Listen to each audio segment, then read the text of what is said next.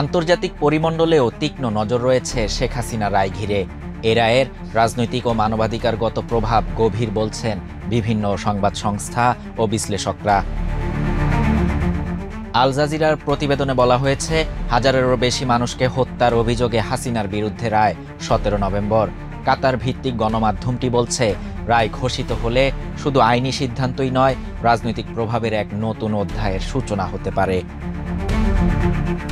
বার্তা সংস্থা রয়টার্স জোর দিয়েছে ঢাকার নিরাপত্তার পরিস্থিতিতে।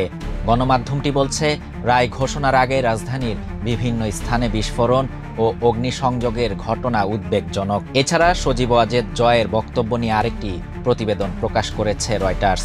সেখানে বলা হয়েছে, নির্বাচন ঘিরে তার দেয়া সহিংসতার হুমকি প্রসঙ্গে।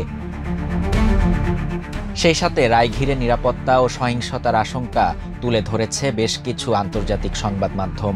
ভারতীয় গণমাধ্যম এনডিটিভি ও টাইমস অব ইন্ডিয়া প্রতিবেদন প্রকাশ করেছে কয়েকদিন ধরে চলা ককটেল হামলা নিয়ে।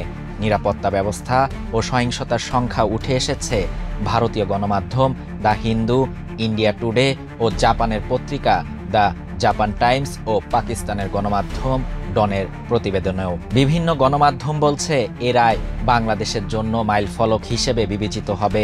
বিচার কাজের ফলাফল শুধু এই মামলার জন্য নয়, ভবিষ্যতের জন্য উদাহরণ হয়ে থাকবে। শাহরিয়ার শাফাত, বাংলা নিউজ 24।